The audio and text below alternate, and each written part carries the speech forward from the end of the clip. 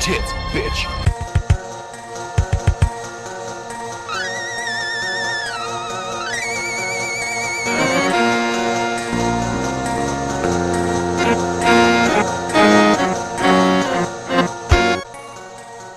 Hello, fiends and fiendettes. Welcome to episode 79 of the best horror podcast on 7voltmedia.com and the world. Scream Fiends. I'm your host, Xander, and with me once again is Russ. Hey there. Welcome back. Yeah, it's been a while. We took a little bit of a holiday. Yeah, that's probably the best way to put it. Yeah. We had Christmas, New Year's, cars breaking, Yep. babies being made. Yeah. Had already been accomplished. Accomplished. Yeah. If you were just joining us for the first time in this brand new 2018 year, on this show, we talk about all the things going on in the world of horror. And if you're a long-time listener, Do you know way that? back in 2016 as this show started, I believe you're right.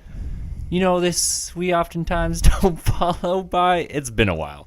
We oftentimes don't follow by any sort of guidelines, rules, etc., etc. Your big bushy beard's getting in the I way. know. It's PewDiePie. I've been watching a lot of PewDiePie, And he decided and he has a marvelous beard. it's pretty good. I go back and watch old videos without the beard, and it's just not the same. Sure. So when are you going to stop? I'll keep it for the winter, I think. No, As soon as this, but when are you going to stop letting it grow? oh, never until. So, I mean, we're talking like, Well, I don't know. We don't have that much winter. We have a few more months. just keep growing it out. Don't stop. yeah. Just Well, like look about here, maybe. I know once it gets that long, Yeah. and it gets warm out, I don't know. I don't know if I'll be able to cut it. Shave your head. And then fight dragons with Christian Bale. I probably should. You mean the little arm dragons? Yeah, what do they call them? Wyverns? Yeah, the little dragons. Yeah, dragons. Little arms. Little arms, but no, I'm talking about you remember They this can't talk. Rain of Fire. You ever seen that movie? Yeah. And he jumps off that thing with the axe. Yep. Is that horror? Can we watch that? That's fantasy. Yeah, that's. I mean, we do sci-fi here occasionally, but Mhm. that's Usually like that's- sci-fi with at least a smidge of horror. Yeah. I just want to watch Matthew McConaughey axe a dragon. I think he gets actually. I think in that scene it's like this big, because you see it in the previews. It's this whole like, here he comes, right? Yeah. But when you see the actual scene, I think he just gets eaten out of midair. Well, it's been a while, so what have you been watching, playing, etc., etc., etc.? Despite the amount of time we've had, I've done nothing. I've been playing video games. Nothing I would say is specifically horror. I've been playing Baldur's Gate, which does have horror elements. I fought some skeletons. Yeah. Any Skeletons others? count, sure. Yeah, and I've been playing. I mean, this might be considered horrible. I've been playing a Star Wars game from 2003 Yeah, with people on the internet. Horrible. Yep, so horror-able. But yeah, not much really, honestly. I watched a documentary that I've seen probably 10 times called Darkon. You ever seen Darkon? It's about a convention, right? It's about the game is called Darkon, and it's people who live action role play, Oh, okay. and it goes into like all the aspects of that, and it focuses on a few people and like how their lives are affected by it, and how this and that. I really feel like it. I've seen it numerous. It's not something I watch because it's funny or like I'm watching it to laugh at. I really like this movie. Is it on Netflix? It had been on Netflix at one time. Oh, okay. But, That sounds so familiar. I feel like I have seen it, but I should bring it. We could just like watch it in parts as we eat Chipotle. yeah. Because it's really interesting too, like kind of how these guys like, like what this game has kind of done. Like it brings out confidence in some people. This one guy like didn't have friends and nothing, but like this game kind of like helped him come out of his shell. And Sure. he's like a successful business person because of this game, and essentially, And Wow. So it's pretty cool. Like I like the idea of it, but I don't have the courage to do that. And I don't think LARP? Yeah, because they go to like a soccer field and then fight each other. Oh, sure. So there is a degree of like, you have a character in this net, but then it's all about, the big giant war combat in the end. Yeah, but you do D&D. That's not me running around a soccer field in costume and stuff, but it looks like fun. But there's actually something else I'd rather do than that even, and that's like professional medieval combat. Have you seen this? Oh, like medieval times, like. But it's not scripted or nothing. Like there's an American team, and it's kind of funny because it's like there's a worldwide league. So other teams have like actual like coat of arms and this and that, but the Americans we went around in the medieval times. The way we exist now. So it's like. They have like an American flag motif, like for that's kind of cool. Their thing like this, but they use blunt weapons and I think you just beat each other until somebody stops. Doesn't the Renaissance Festival have something like that? I know they have jousting. Sure. Yeah, I don't know if they have something like that. Yeah. But I was watching like you'll get broken fingers and all sorts of shit doing this. Ooh. Like I watched a guy headlock another guy, and his buddy came over with an axe and hit the other guy in the face with it, and that guy was like, "I'm done." And so it's pretty cool, and they have like a 4-on-4, 8-on-8, and then like I think the big one's like a 16-on-16 melee, where it's a fenced off area, and they just run at each other and just beat the shit out of each other with. And I think I'm not sure exactly how how it ends, but. Yeah, it looked pretty fucking cool. Well, I would assume it's just like last man standing. Yeah, but I don't know. Like, what I don't know is like, if you get hit hard enough and you're in pain, is that how you stop, or is it like if you take a good blow, you just automatically go out? I'm not exactly sure. I watched a bit of a Vice on it, which is pretty cool. But yeah, I want to fucking sword fight. If that was like a televised sport, yeah, I think I would watch it. I would watch it. Like I don't watch sports generally. I would buy ESPN and watch that. I totally would too. The Ocho, right? Yeah. But I don't know. It's just like, it's just watching men and women bash each other with weapons. It's like fun. I like it. I mean, they're in full regalia too. Like it's full plate mail. And full face masks and stuff. I mean, you get hit in the face with a fucking axe, you break teeth. Was that a Mythbusters where, like, because the whole like imagery of a knight is this big, heavy, like armor, and apparently, like they were actually way more mobile.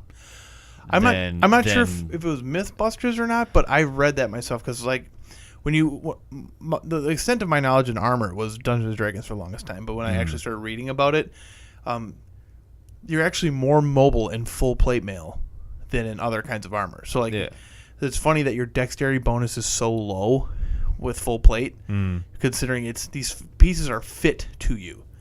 And so and it's all way like more jointed. Yep, it's jointed. It's all buckled up, so it's set up to like counterweight itself, so it actually rides on you very nice, as opposed to like chainmail, which is just hanging on you. Yeah, that's more cumbersome than full plate. And so I need to get some of that full plate mail. Just drive around with it.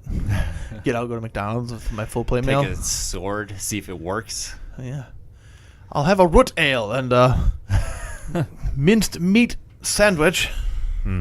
Yeah, no, I like Dungeons and Dragons because that's horse meat. It's not what? Horse meat. Is anything? I don't think that they had cows back then. Moo.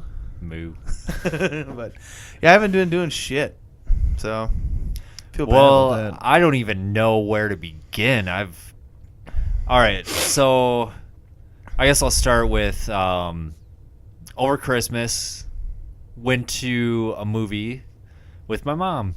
We went and saw The Shape of Water. Somebody told me they saw that this weekend. It is. So first of all, we went to this. They all live. My family all lives in St. Louis. Really? And, yeah. I didn't know that. And so we went to this like historic theater. I think it's called the Tivoli. I want to say Tivoli or Trivoli, something like that. But it's this awesome theater, like just like all the architecture inside. They have like big I don't know, what do you even call them, like Columns? not really columns, but like the sides of the screen is all like old school, like Sculpture. yeah, almost like that. Almost like seeing a Shakespearean play, like how you would imagine, like or no, not even that, but you know the Muppets with the two guys up in the balcony. Yeah, it reminded me of that, like that kind of theater. That's cool. And then they had like old movie posters along the hallways. I think it's a 3-screen theater. But yeah, so then the movie itself, amazing. Cool. Like, as far as like movie making goes, like it felt like a classic filmmaking. Like the attention to detail. It's a period piece. I don't know how much you know about the movie. It was essentially supposed to be like Creature from the Black Lagoon. Yeah, and it's funny because a few weeks back, I don't know if we talked about it on the show, but Guillermo del Toro was giving an interview about how he was supposed to sort of be at the helm of this dark universe, this Universal monster revival, and eventually fell all apart. And he was going to make the Creature from the Black Lagoon movie. And yeah, this movie pretty much is Creature from the Black Lagoon. But yeah, it's a period piece. I think it's set in the 60s, I want to say. Okay. And yeah, everything, the cars, just everything about it is perfect. But yeah, it's a love story between the acting. The main actress, she's mute, so she has to like sign language everything and all that. And like the way she portrays it, like you actually believe that she's actually a mute and all that. And it's just so good. It's beautiful film. Nah, I want to see it now. Yeah, it's great. Black Mirror, new season of Black Mirror has come out. Finished it already, didn't you? Oh yeah, of course. It was There's nothing wrong with that. it was good. I wish I could say that I spent 20 hours watching Black Mirror instead of playing 20 hours of Jedi Knight, Jedi Academy. Well, they're only 6 episode seasons, so Still, that's only 6 hours. I put hours. 20 hours into that game as opposed to probably doing something. Yeah. Yeah, it's good, but it's not. If you don't like Black Mirror to begin with, like if you're not already a fan of Black Mirror, it's not gonna win you over. Like it is how Black Mirror is. I've seen 2 or 3 episodes of Black Mirror and liked every single one of them. I don't know why I can't just watch them. I've actually really enjoyed it. Yeah, I guess the only thing I could say, if you're like a horror fan and you're looking for something more like horror, it's more sci-fi than it is horror. Shit, I just saw something else that I've been doing that's horror related, but you finish first. I'm gonna go ahead. Go ahead. I'm gonna tie this into a whole thing that would happen. Okay. So go finish. There's one of the episodes, which was probably my favorite, is this like super romantic like love story, and it's just really cool the way they turn something like a common thing in our time in the lens of like a futuristic sort of deal. It's a beautiful love story. I'm trying to dance around it. Sure, until the guy has to fuck a pig. Is that what we're saying? Yeah, that's exactly what happens. It's a love story between a man and a pig. Babe, the XXX parody. I started I haven't finished it yet, but The End of the Fucking World, that new show on Netflix. It's from the UK, so they talk all funny. I hate British accents. Really? I don't hate is a strong word, but I was watching a thing on Facebook. It was one of those weird Facebook travelings. It's not as fun as Wikipedia traveling, but you'll just like, oh, somebody posted a video, then it's like a million videos underneath it. Oh, sure, yeah. And it was like a bunch of American actors and actresses trying to do British accents on that Graham Norton show, and it was pretty funny. Yeah, I like British accents. I like accents. I like other languages. I like Australian accents. Yeah, that's about and Swedish and Italian. Mm-hmm. That's a lot. Keep going. What else? Yeah, that's about it. That's what comes to my mind when I'm like, I like those accents. I pretty much like any accent. Yeah. I think they all sound pretty cool. French and dialects. French dialects is cool. Are neat. The New York accent is I like it. It's more a hilarity to me. I think I love that like attitude in the sound. Yeah. I like watching shows like Fargo. Yeah. Yep. Where it's an exaggeration of our accent. Yeah. It's an exaggeration for most of our accents. There are some who really do speak. Oh, I know that for sure. But I mean, I was in New Jersey, and somebody figured out I was from the Midwest just by talking to me for about 3 minutes. Yeah. I was at my friend's having a cigarette, and they came out there. Like, hey, how you doing? And I'm like, yeah, I'm just a friend. Because they just come outside and they see some random person outside somebody's house having a cigarette. I'm like, oh, yeah, we're visiting our friends. Yeah, where are you from? Minnesota. Yeah, we could tell.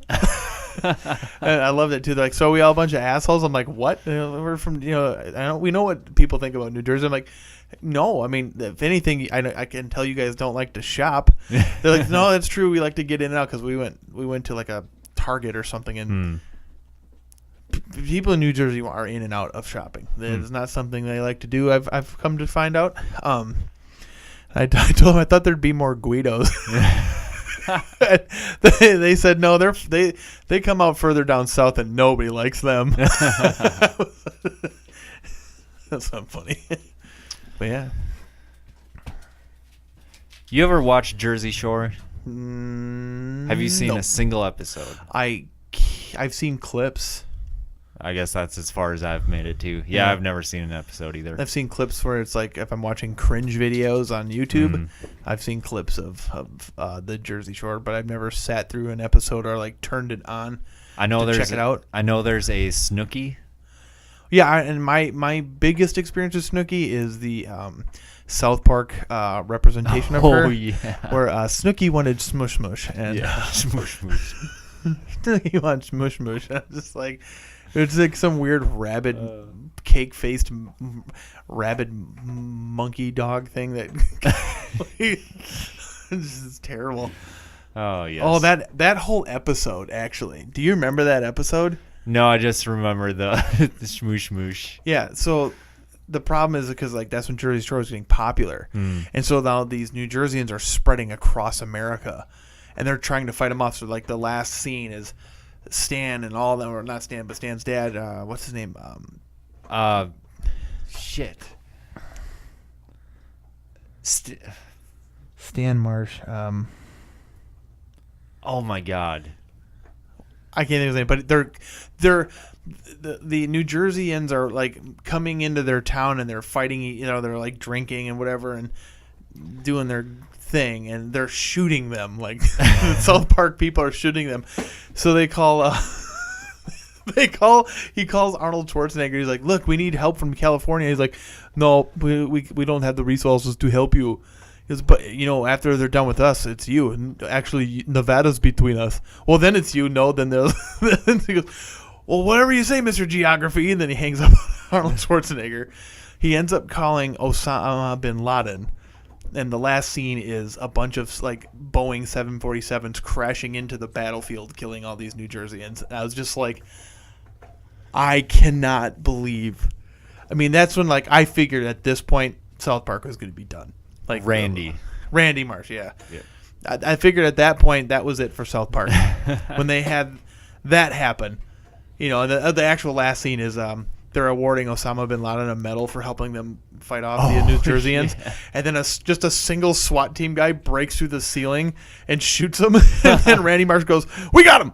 It's just like I love South Park so much. It's a good show. I like how they'll go after everything. Yeah, and there's no left, right. It's all, and everyone is a target. Yeah, I mean they'll make fun of everything and everyone. I like that. I think that what I like is the overall message of just like we got to stop taking everything so seriously, including yourselves and stuff. You know, it's like just like relax. You know. Oh man, Kato, you smell. Yeah, Kato, dude, you need to go to the doctor. That smells like poop that's been in a whiskey barrel for about a century. Oh my God, get away, Kato. Oof. What are you eating? So end of the fucking world. British. It reminds me of Dexter in a weird way. But so where I am now, I don't know how far in this season I am, but started out great. It's still good, but it's sort of losing a little bit for me. So I don't know. I'll finish it up here next few days, but yeah, I'd check it out at least. I'm give it a shot. Yeah. How long are the episodes? They're only some are less than 30 minutes. That's my kind of show. Like a show where we've been waiting for. The OA. Yes. What's happening with that? I haven't heard anything. Yeah, me neither. Did that not do well? No, they got greenlit. Yeah. I don't remember how the dance went. I won't repeat what Aaron calls that. Yeah, that's probably a bad idea. Yeah. We're a kid-friendly show here. Family friendly. Fucking family friendly. We like fucking families here. Demonetized. So that didn't sound right, actually. Coming out, we don't like to fuck families. That's not what I meant. Speak for yourself. Yeah, I know it got greenlit. Like it on Steam. Yes. So it's going to happen. Sure. Just don't. I haven't heard anything about whatever. You know what? I could see where they might be having an issue. The evil doctor guy in that movie, he's the new. I think he plays the captain in a new Star Trek that's been coming out.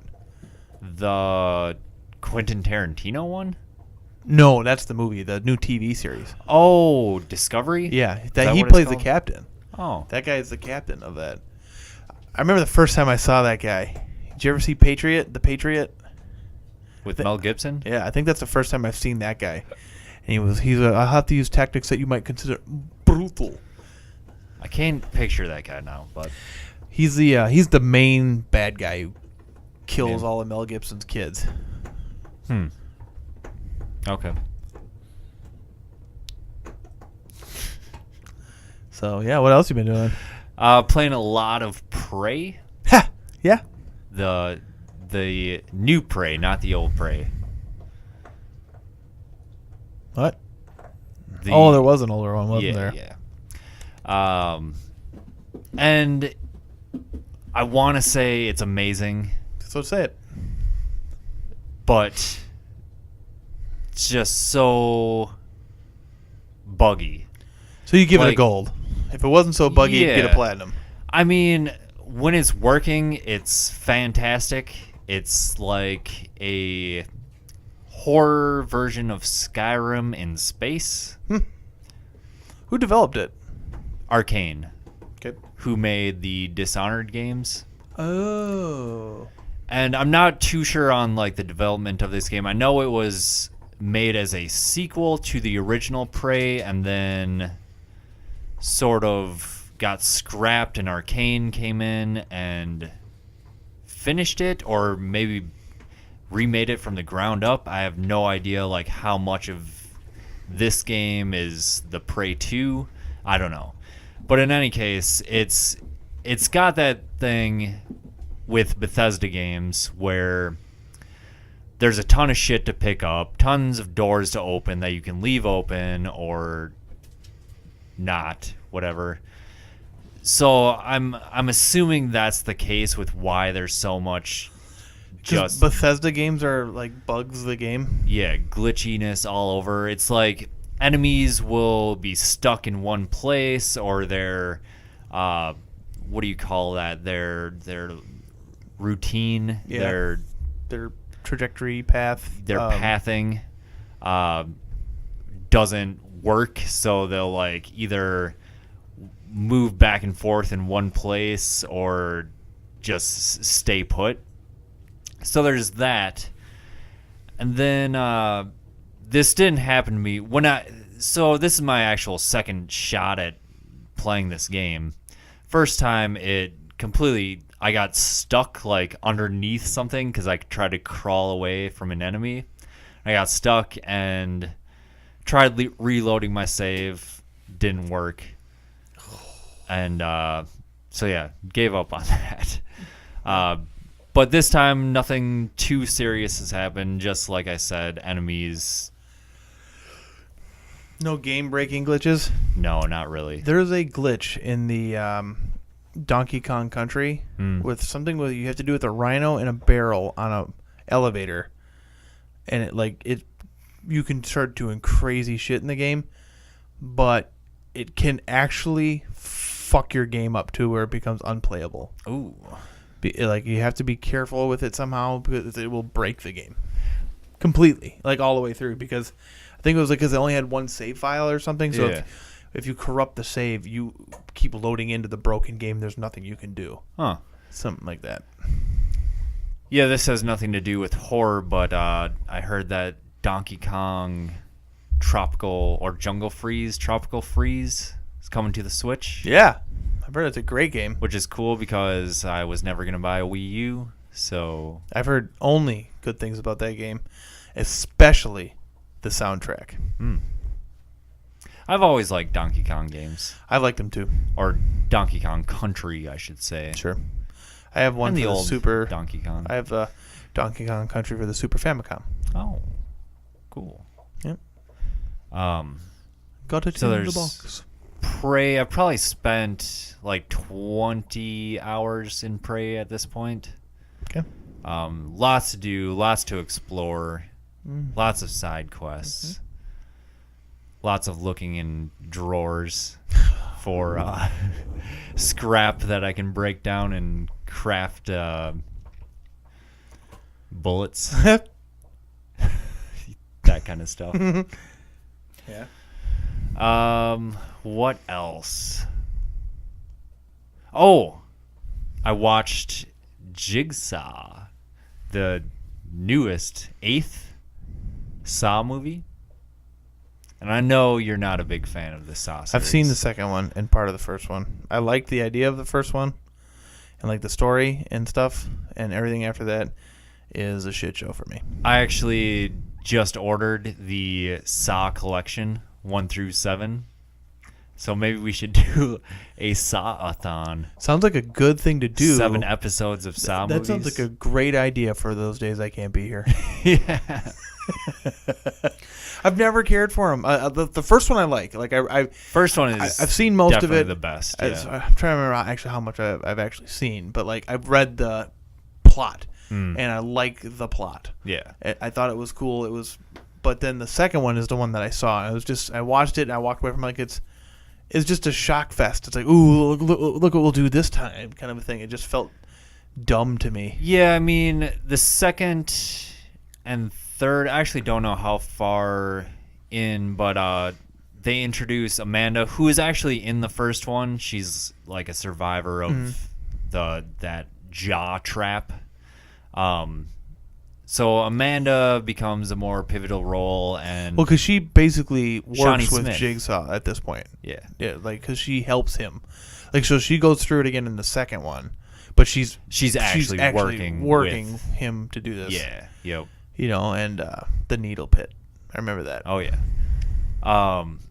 So the problem with the Saw series, in my opinion, is they started introducing all these characters that you don't care about, and it's like they put them in these. They're supposed to be like the big twist surprise reveal. And it's like, why the fuck do I care about this random cop that is now supposedly like the new Jigsaw? Like, he's the one masterminding this game. And herein lies the problems with the early or like mid to late 2000s and into the teens horror movies. Like, you don't care about the characters. It's just like, look at this crazy shit we do. And it's like Hostel, for example. I hate Hostel because you're watching bad people do shit to bad people. Or you're watching bad people do shit to people I don't care about. It's just like, oh, college kids who are pretty much people that you're not rooting for. Yeah. So it's just like there's no character development. There's nothing. There's no. The other thing that it doesn't have is it doesn't have that charm that I like in horror movies. Some people call it cheese. Yeah. I call it charm. But there's none of that in those. It's just this like overly gritty, tactless swill. I hate it. Like, I hate Hostel. And when I found out that Hostel was the inspiration for my favorite horror movie ever, Martyrs, I'm like, what? But I mean, I don't have a problem with, they're fine. I can see where people would enjoy these movies, or like my brother likes them, and he likes horror movies, and he liked Hostel and stuff. He thought it was like, oh, this is crazy.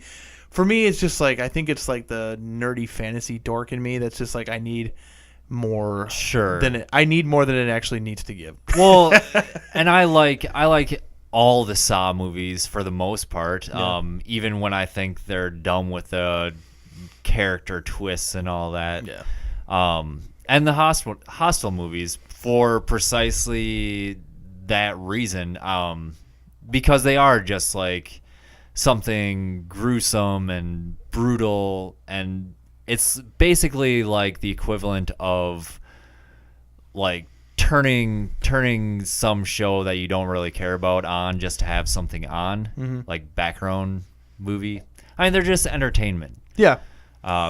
They're not anything deeper than that. And the later 2000s versions of this has been the Insidious movies and the Paranormal Activity movies and the Conjuring. Those have now taken the place of that. Yeah. Now it's more about these like jump scare. Except everyone seems to fall head over heels for the whole Conjuring. People love that shit. Yeah. I know, it's insane. Those movies are terrible. I mean, they're not terrible, but they're terrible. Yeah. They're not. So I feel that way about them as well. Praiseworthy. Sure. And I feel they're same okay, way. but they're not like, oh my god, this is a revitalization of horror movies. Yeah, and I feel they're dumb and boring. That's pretty much been horror movies for like the past 2 decades for me. So there's nothing really that good. I mean, you had The Rings were good. Yeah. Everything Mike Flanagan touches is good. Somewhat. Yeah, somewhat. I don't know. I think I'm turning into a Mike Flanagan apologist.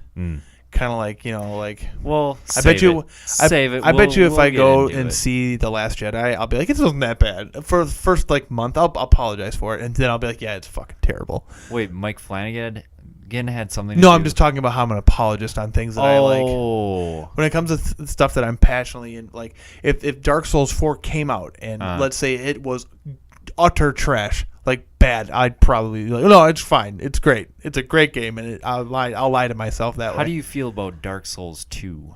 What do I feel about it? Yeah, I think it's one of the harder ones. Actually, I think it's harder than the other ones. I think it's the hardest one. Actually, for the Souls games, I think it's the second hardest one. I think Demon Souls is the hardest, and then Dark Souls 2, Dark Souls 1, and then Dark Souls 3. Well, Dark Souls 2 is hard mainly because they're throwing everything at you all at once. There is very little to running around in Dark Souls 2 by yourself is not a good idea. I think they were really pushing the multiplayer aspect of that game. Well, and especially I'm playing I kind of am taking a break on the whole Souls games genre, but I was playing the Scholar of the First Sin version. That's the better version. Well, and I've heard that they added a bunch of more enemies, so it's actually harder than the original. They changed a lot of the placements on enemies. Is what they did. You run into those one knights a lot and stuff with the arrows all in their faces. Oh, the Havel? No. No, Pavel is that guy with the rock armor. Me and Mark. The guys that don't attack you unless you attack them. Yes, I can't remember what they're called, but yep. Yeah.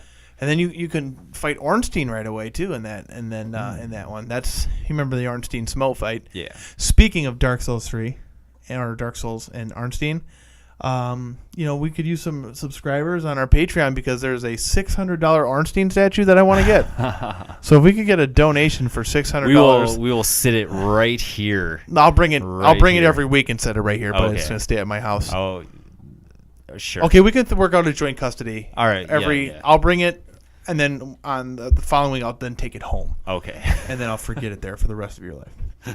All right. But so no, yep. I'm not a big fan of the Hostels and the Insidiouses and the Saws and the I like a little more substance, I guess. Yeah. Because those are supposed to be high action, high octane thrill rides. That's what they're supposed to be. They're good because they're exactly what they're supposed to be. So I shit on it only because I have a stupid my own hang-ups. Well, it's horror movies for casual audiences. Yeah, I think they do. I think they do try to appeal to a wide. Who writes Hostel and says, "I bet you everybody's gonna watch this"? I was talking about The Conjuring. Sure, and Yeah. And because those just took off. And the thing was now they have all those spin-offs. Well, the thing the height of the whole Taps Ghost Hunter sci-fi stuff, I thought died off a long time ago. I used to watch Ghost Hunters. Honestly, I think Paranormal Activity is the one responsible. That's right. Not only for the whole found footage craze. Oh no, that they're was not going responsible on for that. Who's responsible for the found footage? Come on, Blair Witch. Okay, thank you. Well, okay. Actually, there's probably more than that before with that, but no, Blair Witch didn't. I feel like I didn't see a whole lot of found footage until after Paranormal Activity. Yeah, well, just because it's easy to make sequels now. Yeah. Oh my God, it's just if it makes money, it gets sequels. But yeah, I don't know what we were just talking about why all those movies suck and how it's not that they suck, it's just that I suck. and I'm too lazy to watch shit anyways. But honestly, I like my stuff to have like real weird. Because I like David Lynch and shit. So I like Martyrs. It's Martyrs is got the grittiness to it, but it's because they're trying to find out what happens when you die. It's not just you go to Budapest or wherever that country was, and then they just torture people because they're rich. Yeah, because they like doing it. Yeah, no, they're doing this because there's some altruistic goal, and so there's some ridiculous story arc to it that makes me like it more. Well, it makes you think. It's deeper than just torture porn. Yeah, exactly. They coined. Yeah, torture porn is not that. I would say that's not my cup of tea. Yeah, sure. I like it for the most part, but Jigsaw. I really don't want to spoil it, but I will just say that it falls in line with the later Saw movies. Okay. It almost gets there to being great, but it toes the line, or it's more in line with the later Saw movies. I'll just say that. Sure. Not a whole lot of actual trap gore going on. It wasn't Kato. It hasn't been Kato this whole time. Oh wow. It's been Ebony. Yeah, there's 4 or 5 trap kills, but it's not really what I was expecting. Not a whole lot of gore for the most part. Sure. Which is funny. So I don't like those movies because they're pointless and there's no good altruist. But I'll sit and watch Friday the 13th for days. I'm totally lying. Now that I think about it, there is quite a bit of gore, but Yeah. it just wasn't what I was expecting. A lot of CGI. Ew. Yeah. You know what I'd like to see is somebody do a Saw movie as a period piece in the 80s and then use 80s tech. Oh. Well, it's not like Jigsaw's traps are all like high tech. I mean, some of them are. But I want 80s tech in filming it. Oh. Like I want it to be. I I just want all horror movies to have 80s tech. I just want to see what an 80s Saw movie would be like. Yeah. Because see at this point then it would have the charm or cheese that would probably make me like it. I guarantee if we just travel a little bit east, we would find something that's more along those lines. Yeah. Yeah. We should just do it ourselves. Let's get some old like shoulder mounted VHS camcorders. Buy some bear traps. And buy some bear traps. And some paper mache. We're doing the bursters. Pips. Oh yeah. Plebs. No. Nope, that's not it. Splibs. It starts with an S. Squibs. Squibs. Yes. So we can make some of those out of like bottle rockets. So you hear like a fake gun. You hear, in the and then it's just make it real cheap. We got to get some Daniel Day-Lewis has to be in our movie. Be a real method. We'll actually stick his real leg in a bear trap, and he'll agree to it. Yeah, 'cause that's his character. We should get him and Rucker Howard. Ooh. Because I feel like we could maybe get Rucker Howard in a movie. Have you seen Hobo with a Shotgun? Of course. It's a great movie. You know who's He's in that movie? Huh. One of the guys from Trailer Park Boys. Oh, nice. Rutger Hauer also does a character in that game, Observer. Good game. Almost made my top 10 list for 2017. Had to bump it. Too many good games, but honorable mention for sure. Yeah. What else have you done?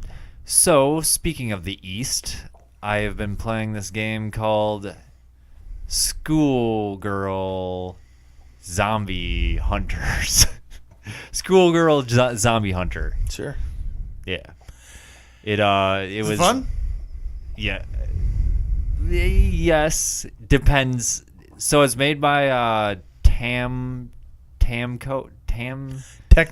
No, Tam. People that made the Onechambra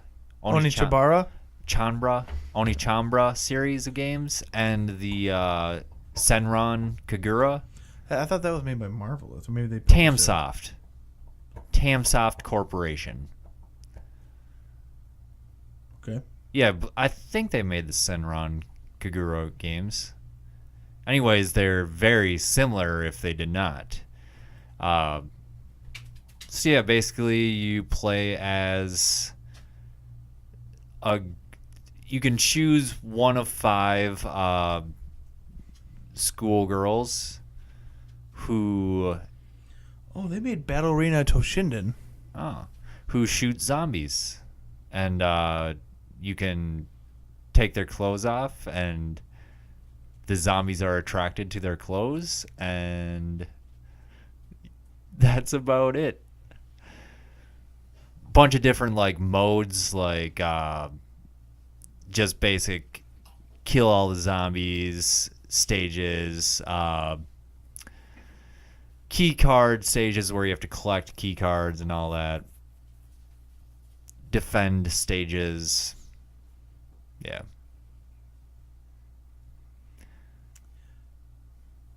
I think it's Onechambra. Onechambra. Oh, there's a million. There's a million games they came up with.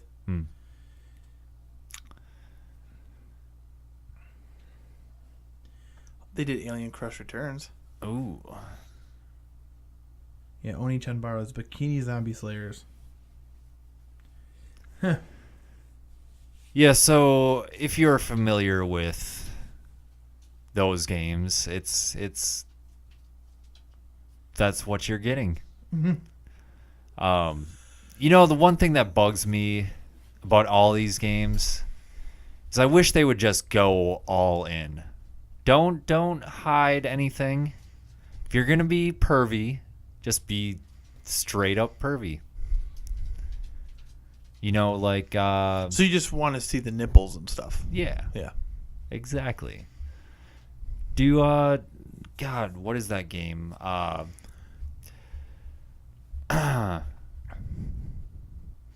Leisure Suit Larry? No, I'm trying to think of pervert. Honey Pop. Oh, sure. Do Honey Pop. That game is amazing. That game is not amazing. Number 3, 2015 Game of the Year. It's a great game, but it's just a match 3 game. But it's a great match 3 game. Because it's got porn in it. and there's nothing wrong with that. I'm not saying that, but let's be honest. But yeah, that's what I'm saying. Like if you're gonna make this pervy game, just do it. I get that it's funny. Well, I mean, they have to be able to sell it. If they just throw in quote unquote gratuitous nudity, would it get an AO rating then and not be able to come over? Well, Honey Pop made a boatload of money. But Honey Pop isn't on consoles. That's true. And it would never be. No console maker would ever pick that game up. No. Except for you know who'll do it? Huh. You know who'll do it? Just to have that one weird like adult style game, it's going to be Switch? Nintendo. Yeah. Nintendo's going to get Honey Pop. And they will take over the world. Oh my god, if more people need to play Honey Pop. Yeah. That game is amazing. It's a match 3 game with a dating simulator in it. Yeah. Where isn't like I can't remember. But it's a legitimately fun match 3 game. It actually for out of match 3 games I did have a lot of fun actually playing the game. Yeah. Getting to it and trying to like figure out like what gifts to give and that stuff, because I don't actually I hate dating simulators. Yeah. Like I hate that whole process. I hate it. And so that's been my biggest hang up with the Persona games. I hate dealing with the fucking dating sim aspect of the games. I hate it. I absolutely fucking hate it. I just want to go in the dungeons and fight shit. That's why. Oh, go ahead. That reminds me. I also played another game. Oh god. That the Most Electric Man in Podcast Entertainment suggested on our Game of the Year episode. Oh, Fire which Pro you Wrestling? should watch on 7voltmedia.com. Fire Pro? Oh, I didn't even say get at us on Twitter at Scream Fiends. Donate on Patreon at patreon.com/Scream Fiends. Watch us on YouTube. Subscribe on iTunes. Subscribe on YouTube. Subscribe on Google Play. Yeah. That's a bit late. But that's all right. All right, anyways, Criminal Girls. Oh, that's the dungeon crawler where Yes. you have to whip the girls into submission so they'll actually follow your orders. Yes. And it's actually way more fun than that seems. So, yeah, the premise is you've got this new job. You're a warden, right? As a security guard. Okay. At this prison in hell. And there's these girls there that they're if they don't change their ways, they'll become criminals. Oh. But they're not criminals yet. So it's basically anime girls and scared straight in hell. Yes. Okay, cool. So yeah, they've got different personalities and reasons why they don't want to listen to you. But yeah, so you start off and they've just got attack, and it's not that they don't listen to you; it's that they only have a restricted move set. Okay. So at first they can only attack, and you have to motivate them by doing this motivational mini game where the first one you get is whipping, where you touch these little icons will pop up on. Okay, so it's a little bit more to this than that. So this screen pops up, and it's basically at the lower ranks, it's all like foggy, but you can make out a shape of the girl you're trying to motivate. And as you get higher ranks, and this is how you unlock abilities and skills and all that, like magic attacks, guarding, and all that. So as you rank up, get more skills, the fog becomes less, and the girls are in very provocative poses. Yeah. As you lost the bone under the couch. Oh, poor dog. That's what they do. So yeah, that's little icons pop up, and you have to hold your finger over on the touch screen and on the back touchpad, and it'll whip. And that's what you do. So that's one of them, and there's the second one. I've only gotten the second one so far. It's like an electric rake type thing. The fuck? And you have to like swipe your finger. There's like a switch. Sure. You have to swipe your finger to flip the switch. Gotcha. So you rake this electric. So, torture porn. Yeah. Cool. And then that's how you get more moves and more sets, and you can give them more commands. You were serious. You had a JRPG yeah, because it's like because isn't the combat like a JRPG? Yeah, turn-based, random battles. And I got this, it's called a field skill. It's where you can use it in the field. Yeah, the overworld when you're walking around, all dungeon, whatever. And basically the girl yells and it'll initiate a random battle right there. You don't have to spin around in circles. So you can just keep. So I can just beat a battle, do the field skill, beat the battle, do a field skill, just grind. And that's what the game is. It's a major grind, but it's what I was looking for. That's cool. You can still do that. Yeah. I have trouble with the grind now. It's hard for me now. Yeah. I've been playing Western RPGs, which still have a degree of grind to it. Yep. But yeah, video games. So yeah, if you have a Vita, check out Criminal Girls. It's only $20. Sure. And there's a sequel, but play the first one first, obviously. Sure. And buy it. Give them money. So, all right, let's get to some news. Okay. Because we're running. Holy buckets! We're Let's running. do this. Look, I go. Quick news, Okay. go. So Nobody speaking of Jigsaw, oh, good. the game Dead by Daylight, which I really want to get, but at the same time, it's like I'm not a big fan of that kind of game. Is that the guy in a motorcycle fighting zombies game? No, it's Friday the 13th. It came out before Friday the 13th, but it's like that asymmetrical. Yes. Sure. But I think it's 4 versus 1 instead of 7 versus 8, or 1 versus 7. Yeah. 1 versus 4. But so they have the Halloween add-on where you can play as Laurie Strode or Michael Myers. They have Freddy Krueger. They have Leatherface. And now they are adding Jigsaw. Like the old guy or the little kid thing, the little puppet on the tricycle. The little thing on the tricycle. Wow.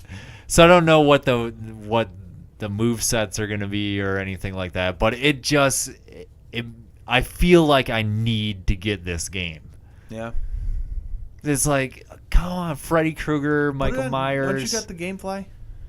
Yeah, I actually did add it today. There you go.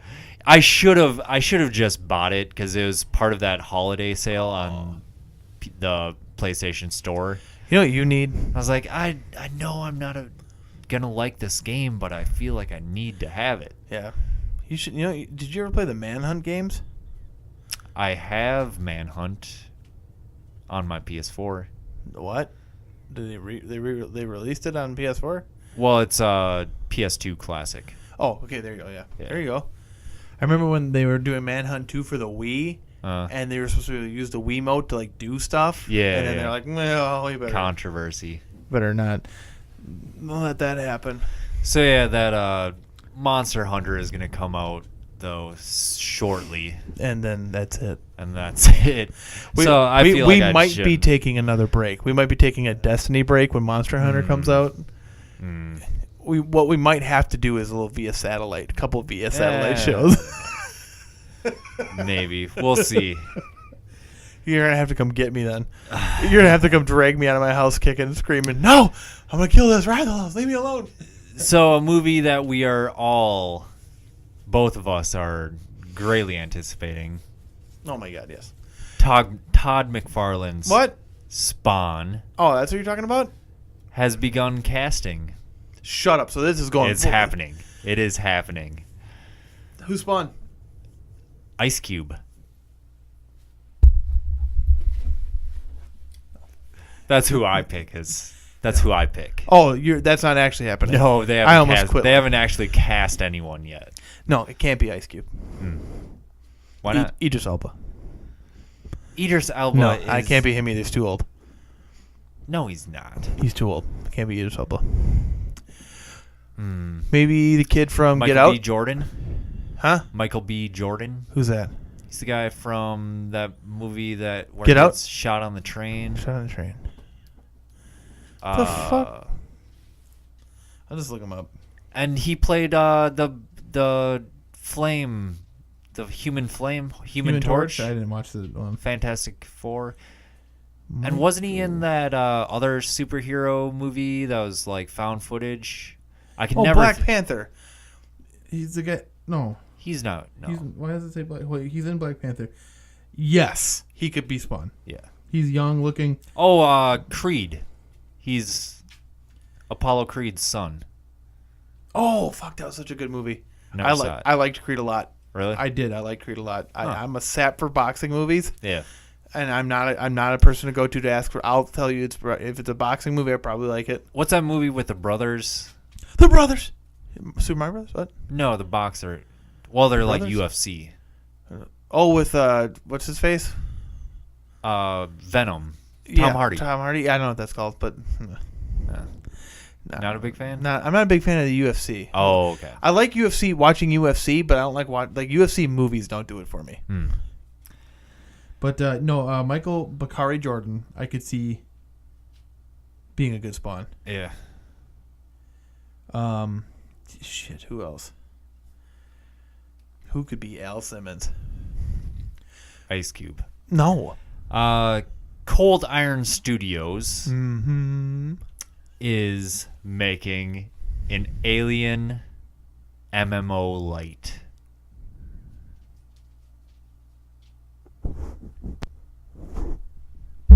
Let that sink in.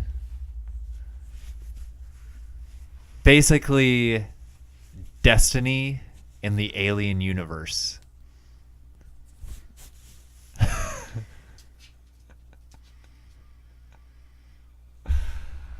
How do you feel about that? No? Are you kidding me? No, that's a terrible idea. Why is that terrible? Because it's dumb. If it was just a standard, AAA first-person shooter alien action game, where multiplayer. You saw how well that did with but maybe Colonel Marines. Colonel Marines? Fucking. I've only known two people that ever say the name of that game, and neither of them could say it correctly. I can't say correctly. But fuck that game. No, they could do it, and somebody else could do it. See, here's what I'm thinking. I mean, who makes the most successful first-person shooters? What is the most successful Well, there's line of first-person shooter There's games. 3. Give me those 3 names. Infinity Ward, Sledgehammer, Treyarch. Give them the Star Wars, the Aliens, and the Predator licensing to make first-person shooters in those universes. If you think about it, think about a Stormtrooper or Rebel Alliance, Call of Duty, or a Alien Call of Duty. It's called Battlefront, and it No. sucks. That's not the same. That's a multiplayer.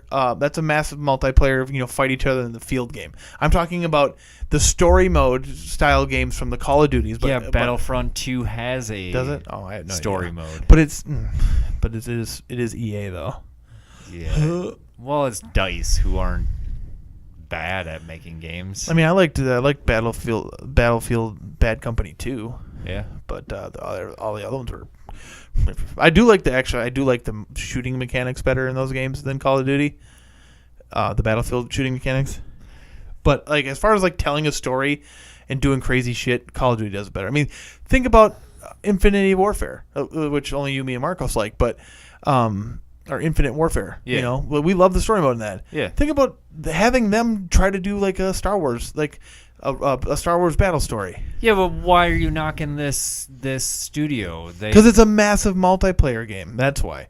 If it wasn't a massive multiplayer game, I'd be more interested. Yeah, but Destiny isn't. That's why they call them MMO lights, because they're not really. So what we're going to do is MMOs. we're going to land on a planet, and there's going to be a group of aliens that just hang out in the same spot every time. You're just going to run over and shoot them. I'm over the Destiny formula. I'm over it. It's not that it's bad or anything. That's not what I want. I want to. Sure. I mean, who knows what it's going to be like? It who might made- not even be an MMO light. Who made Outlast? Have Red them Barrels. do. Yeah, have them do a alien game. That'd be cool.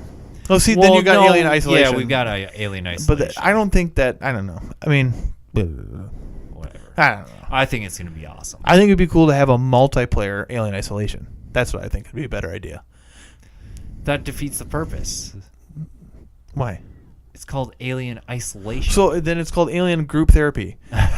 and everybody's trying to figure out how to get off the spaceship while there's an alien or aliens trying to get them. So you have to split up. It's like, hey, we need to eject this pod, but the power's out. But we can't leave the power supply there because we need it for something else. So you have to sneak over to the power supply while the other people either have to try to draw the alien to them so you can sneak over there and get it. But so you had this whole cat and mouse between 4 people and the alien or aliens. But don't make the alien human controlled. Yeah, don't make the alien human controlled. Yes. Yes. That shit is dumb. That's why I won't buy Dead by Daylight. Yeah. Maybe. Fuck. I probably will. I don't know. At some point. That could be cool Whatever. too. An MMO light alien game could probably be fun. I'm Yeah. just yeah. But yeah, this Cold Iron Studios is a super group of developers who worked on BioShock Infinite, Neverwinter. Oh, that MMO. Yeah. Okay. And a bunch of other decently good games. I have Neverwinter on my Steam. Yeah. Played it for a day or two. New J.J. Abrams series has been announced. And it's got a strange premise. Have you heard about this? No. So apparently it's about this family who gets in a car crash, a really bad car crash, and the mom goes into a coma, but the mom is a scientist, and the daughter goes searching through all her research and stuff and ends up going into this other dimension, another world, and there's supposedly I can't remember the exact quotes, an ominous, monstrous force out there in this other world. And the dad joins her, goes over to the other world too. I don't know. But, yeah, there's been some talk about what if this is a Cloverfield tie-in. Because, they're trying to create this Cloverfield universe. Yeah. So what if this is Cloverfield, the TV show? Ugh. No thanks. I don't know. It sounds like it describes like it sounds like it was like J.J. Abrams does Christopher Nolan. What was that show where the family like goes into another world, or maybe I can't remember if what happens, how they get there, but then there's like dinosaurs and shit there. Oh, the Robinsons, Meet the Robinsons or something. Yes. Yeah, Will Ferrell's in it. Is he? Or are you talking about the cartoon version? No, it's a show. Oh, I don't know. Third Rock from the Sun? No, I don't know. No, I don't know. Whatever. Yeah, I don't know. J.J. Abrams will do whatever you want. I don't care. So another movie that we mentioned today, Martyrs. Yeah. What's happening with Martyrs? The director's new movie. Time out. The Good Martyrs? Yes, The Good Martyrs. What's he doing? Pascal I don't know how to say his last name. Lafier. Anyways, his new movie, Ghostland, the first footage has been revealed. And it's basically like a tease for the trailer, how they're doing that dumb stuff nowadays. Show the title shot. Like, you like hear a scream, and then it'll be like, Ghostland. Yeah. Basically, yeah. I don't know why they're doing this, like hyping up the reveal of a trailer. But anyways, it's a bunch of... It works. I'm excited to see it. For sure. Like, it's a bunch of snippets, clips from the movie, and then it's like, the trailer is coming. Whatever. But yeah, it looks... Pretty good. Yeah, it looks like it's going to be another masterpiece. Another platinum. Yeah, I want to see it. I'm not going to speak too soon, but I'm just going to say it's probably going to be a platinum. Yeah. And I think it comes out in not too long. There's some good movies coming out this year. John Krasinski's movie is what I'm really looking forward to seeing. A Quiet Place? A Quiet Place. Oh, yeah. Expect a spoiler cast on that one. Oh, absolutely. Just watching the previews for that, seeing that John Krasinski do something apart from Jim, it's like, whoa. He was in that Benghazi movie. Didn't see it. I didn't see it either. Political 13 days, 13 something. I don't know. I'm bad at stuff. And this wouldn't be a Scream Fiends episode without bring up Dark Souls. Dark Souls. Time of the trilogy? Dark Souls Remastered has been announced. Get it. And is coming for the Nintendo Switch. I might buy it for the Switch. If the Switch, the PS4. So it's coming in May. May 16th, I want to say. Maybe not. Probably May 18th. Coming in May. And I'm hoping by that point, Nintendo will announce that they've got some sort of trophy achievement system. Because that's the one thing holding me back from really diving into the Nintendo Switch. Think about what you're saying. What?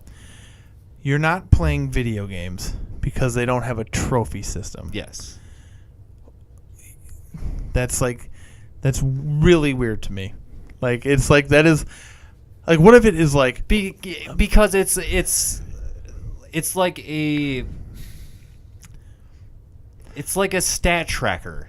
What is, like, the best game you've played in the last 10 years? Last of Us. Last of Us. What if Last of Us didn't have trophies? Would you still play it? Yes.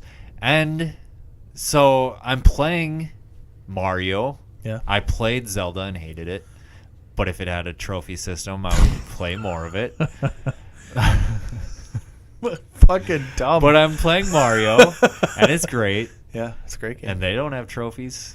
But That's I'm good. like, man, this game would be next level great with if fucking it trophies. had trophies. God, yes. I just don't understand that. It's a good game, but if it had trophies, it would be I a don't fucking get it. great game.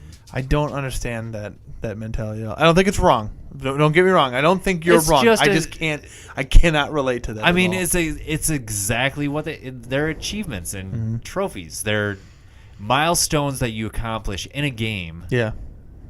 So it's sort of like a a token of accomplishment, which is what those things are by description. Mm-hmm. So Yeah, it's like, sure. I mean, what I do like about it is when it's something like, you know, when you beat the boss for the first time and you get a trophy for beating the boss for the first time. I like that one because it's like, oh, back in April of 2016, I beat this the first time.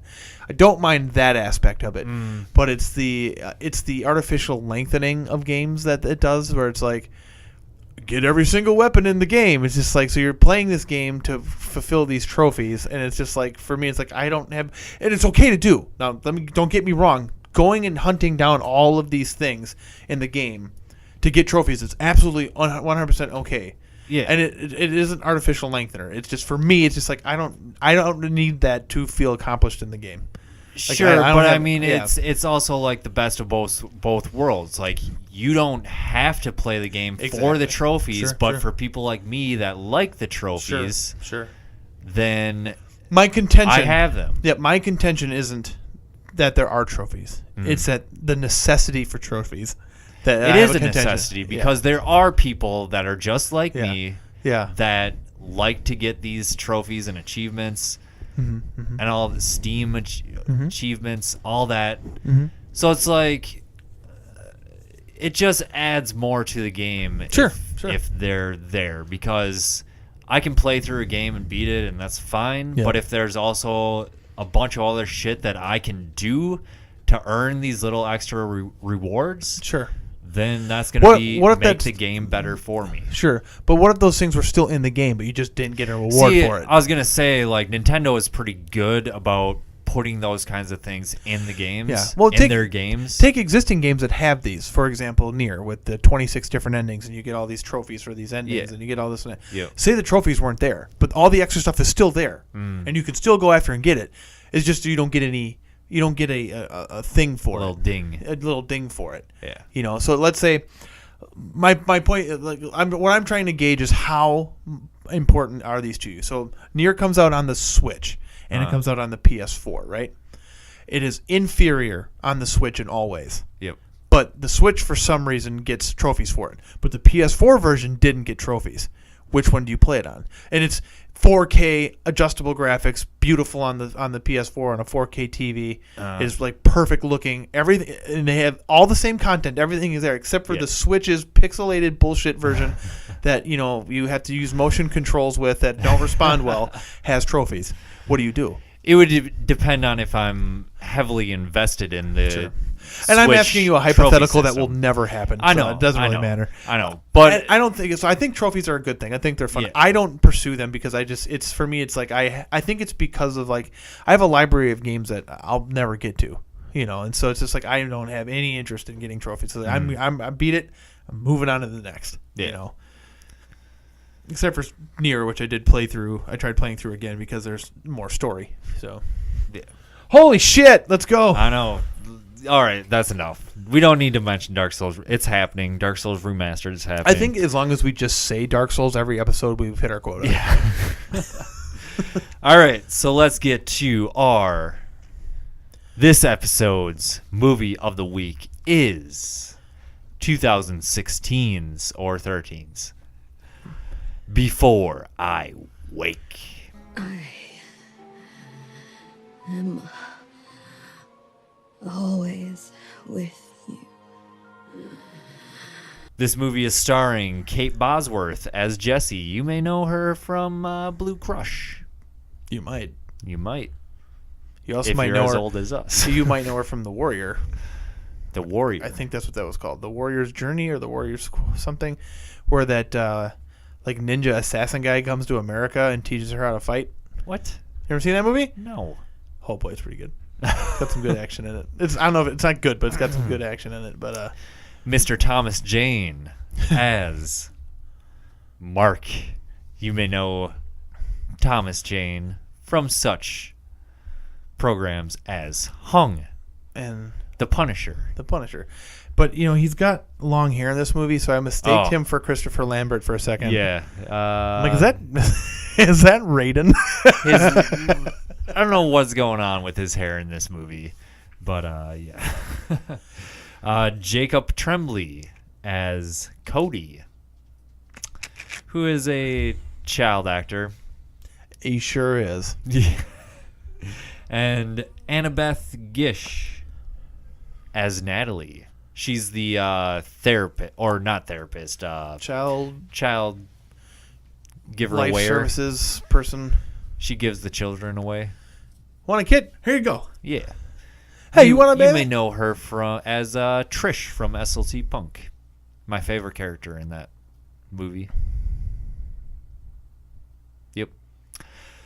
It's written by Mike Flanagan and Jeff Howard. Jeff Howard has worked on most of Mike Flanagan's movies. I'm really happy to start with Writing. a Flanagan movie to start the year off. Yeah. I mean, that guy does Makes some good work. movies. And it's directed by Mike Flanagan. Mm-hmm. All right.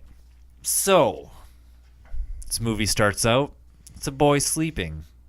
Yep. All is well in the world.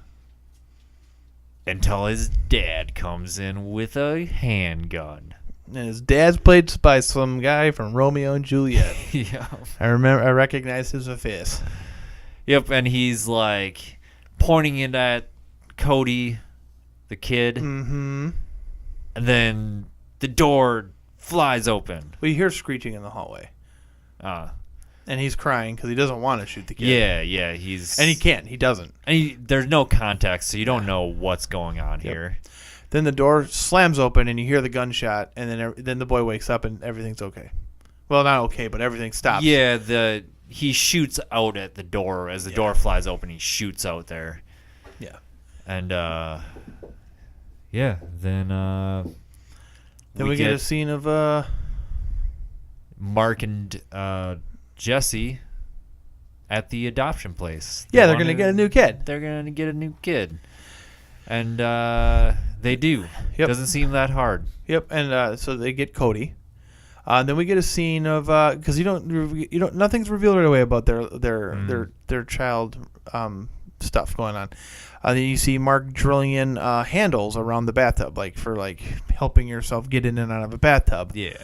And you're like, what the heck? So when I saw that, I figured that the boy that they were adopting had some kind of birth defect or something, so some kind of problem that he had to have this, and that's not what that's for. See, I wasn't paying close enough attention because it was just like they're setting up their house it didn't hit me that he's putting up hand things by the bathtub. Well, and then at the second point, they're taking pictures down, and you're like, oh, why are they taking these pictures down? Then it gets to the big family portrait of him, her, and their son, and she's like, no, leave that. We'll leave this one up. And at this point, you can kind of figure out that they've lost a child. Yeah. And I think there's some flashbacks of a boy thrashing in water. So, she goes till she's up late at night one night, and she goes to the bathroom and she touches the handles and stuff. Yep, and that's when she gets the flashbacks of the boy, which is weird that she's having flashbacks of something she didn't witness. Yes, and I thought for sure at some point in the movie that it was going to be revealed that she's the one, or the dad held him underwater or something, sure, killed him, whatever. No, I figure my guess is that they just had a visual representation of, this is how she pictures it, maybe. So they lost a boy he had drowned in the bathtub and he couldn't get out, and so they lost a son. So they replace him. I mean, there's no ifs, ands, or buts. They're just replacing him. Yeah. Because they this is how they're trying to deal with it. They both go to counseling, but Mark has stopped going to counseling. She still goes to counseling. Yeah, it's like group therapy. Yep. So they bring Cody home and get him in there, and yeah, it seems like a normal family. Yep, normal family thing, and they find out he likes butterflies, and his favorite pizza is pineapple pizza. Oh, which is A-okay in my book. I like some You're a pineapple pizza guy? pineapple and Canadian bacon, man. The Hawaiian. You're one of those. Oh, I love it. Oh boy, this I won't get it. I mean, This might be the first thing we wholeheartedly disagree on. I don't think I would eat it like all the time. Sure. But I do enjoy it quite a bit. I will get me some. I like me some Canadian bacon, but pineapple, no. Pineapple Canadian bacon is a classic. A classic. Maybe if you threw some. Right up there with pepperoni and green peppers. That's a classic combination. I like the way green peppers smell. I like the way they taste. What I don't like is when they're in my mouth and they're crunching, and then it's like bugs in my mouth. I have the. I was watching. I have a texture issue. So you know how I mentioned that I've been watching a lot of PewDiePie videos. Oh yeah. But I also watch his girlfriend Marzia, her channel as well, and Is she a cooker or something? Does she cook she cooks a lot, but she made a pizza with potatoes on it. She's like, if you've never had potatoes on your pizza, you gotta try it. Yeah. So now I want to try putting potatoes on my pizza. That sounds like a good idea. Yeah. Potato pizza. Yeah. I've had potato pancakes. Oh, I love the way she talks. It's adorable. So it's the first day of Cody's school, Yep.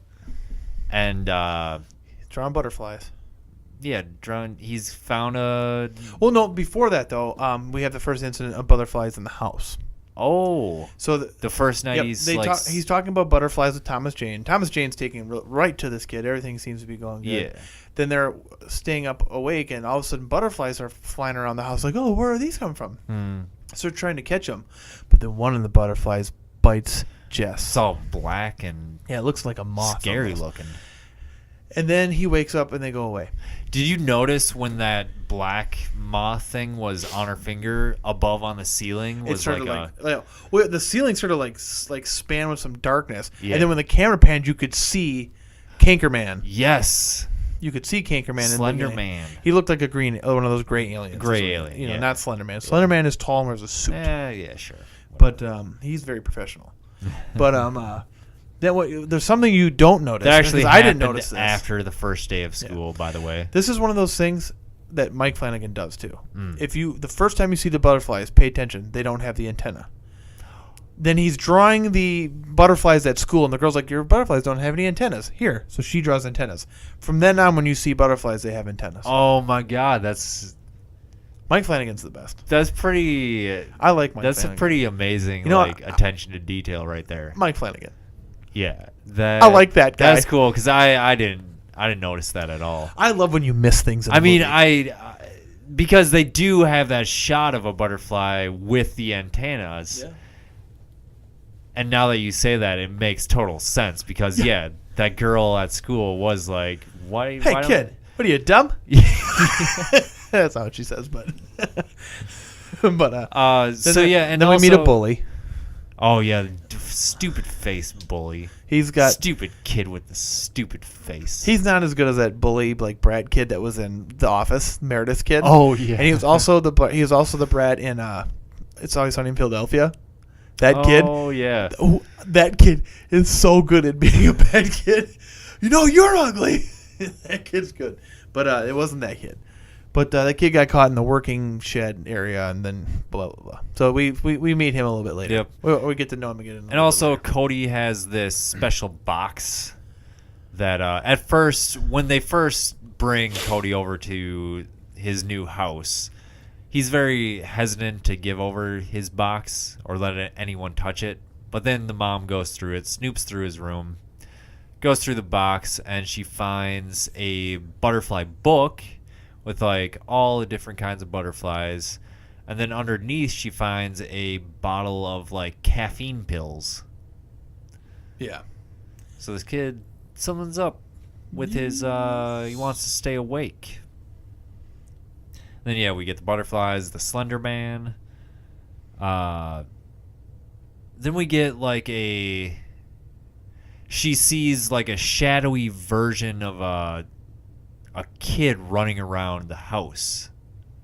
Yes. Mm-hmm. She does, and so we get that, and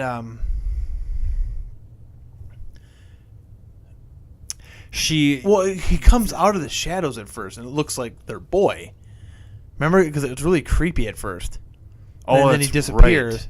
and then is that when he comes out and says I'm sorry, and then goes back upstairs and we're like, what? I think so. But yeah, then she brings that up At in her thing. therapy. Yep. And then the guy mentions the thing about waking dreams. Yeah. Yep. And then that night it happens with Thomas there. Yeah. And so the boy's just standing there. It's their boy. Yep. So, Cody's asleep. The boy, Sean, comes out, and she goes over and touches him.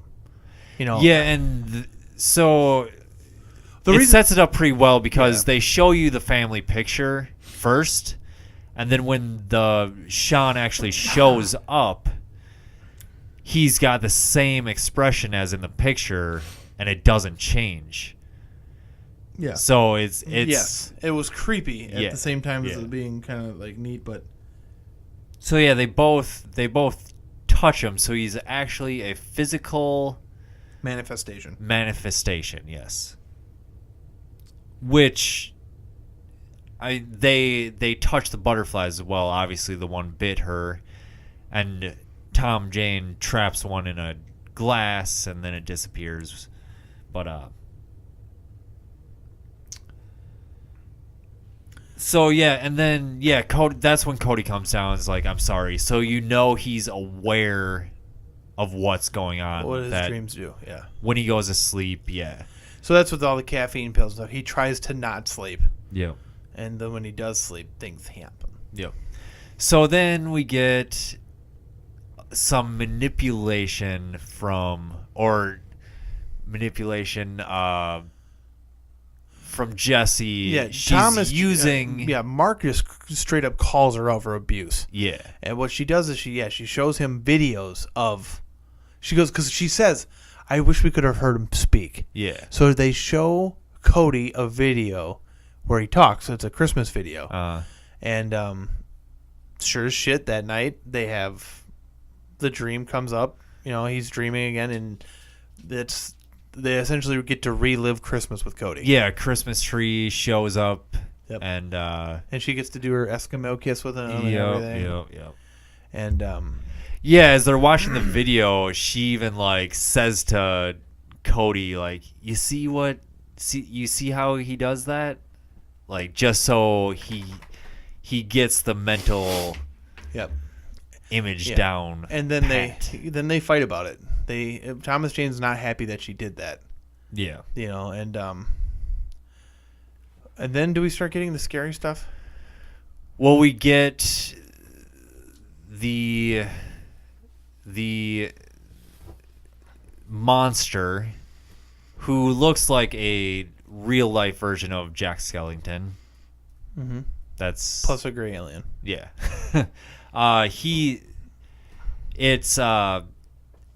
It shows that thing speaking to Cody, and it's saying, "I'm always with you. I am always with you."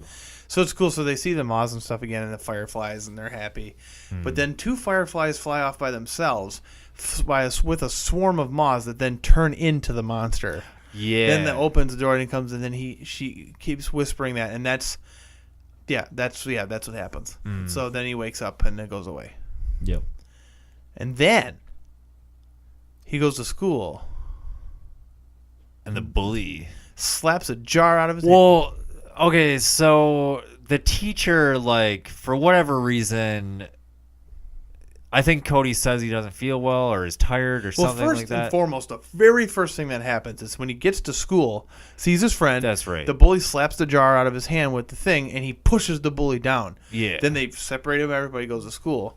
Well, then he goes, "I don't feel good. Don't want to go to recess." And she's like, "Well, you have to go. You can go to the nurse's office." And he's, "I don't want to leave the room." And when the camera pans over, the bully's waiting outside the classroom. That's right. Yeah. And she goes, "Okay, well, you can just lay in here and lay your head down and rest." So she turns the lights off and leaves. Yeah, because that happens in school. Teachers let you do that. I've seen that. Teachers letting kids stay in the classroom and rest. I have seen this.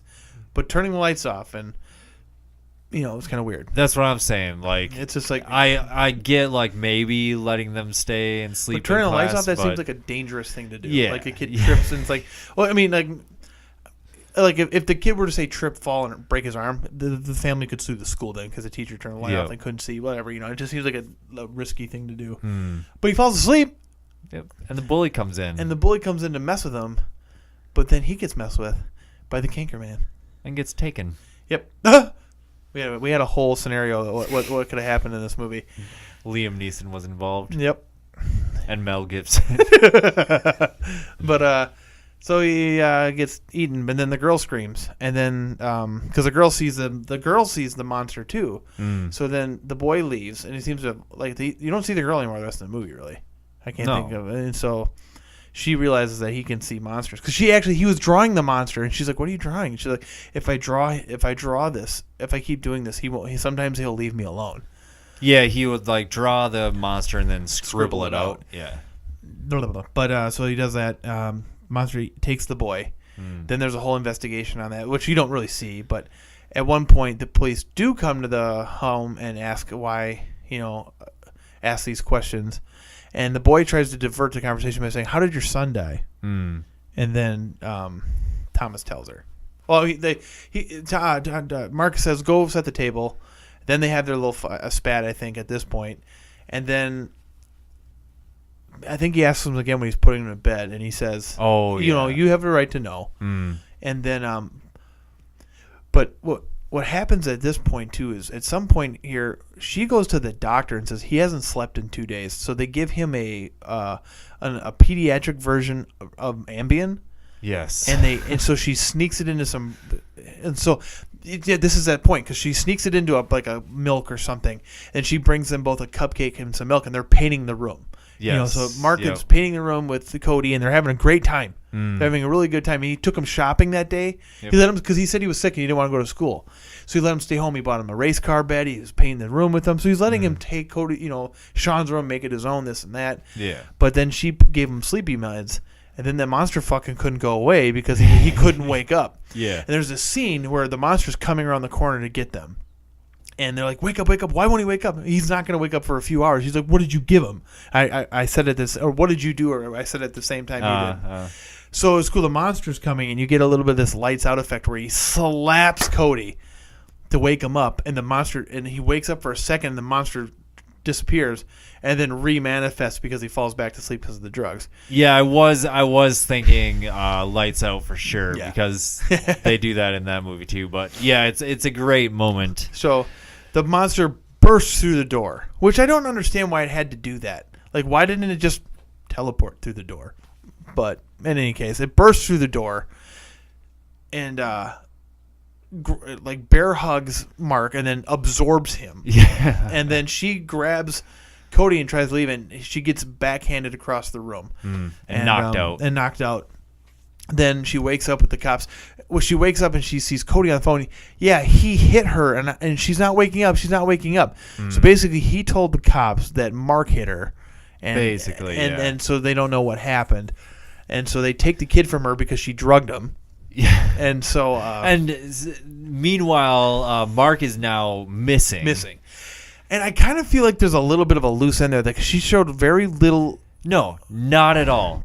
No care whatsoever. Yeah. I mean, she now wants to go look for Cody's mom and like try to figure out if there's a way to bring... It turns into the whole how to beat this monster thing. Yeah. But she didn't grieve her husband Not at all. leaving at all. Not at all. This monster absorbed him. In front of her. In front of her. She witnessed it.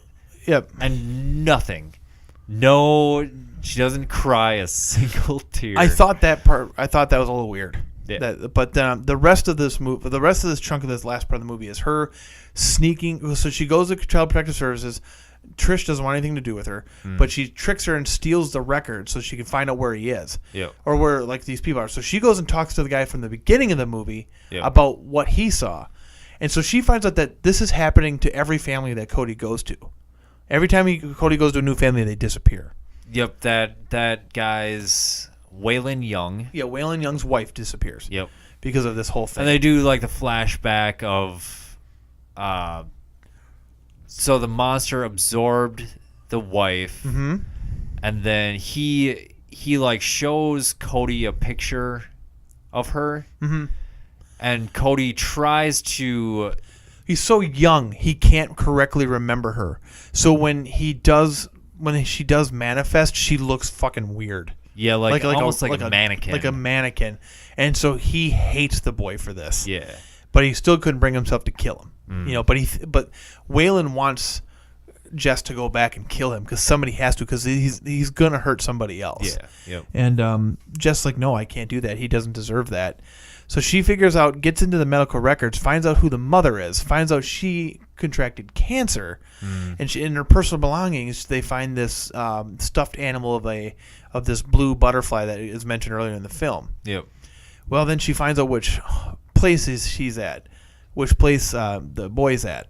So she's walking down this is the end of the movie. She's walking down this hallway, and she's confronted by these ghosts, of her life.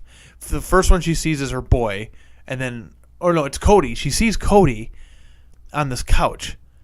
No, this is the bathtub first. The first thing she sees is the bathtub. Yeah. And then when she turns around away from the bathtub, because she's like, nope, I'm over this. I have to move on.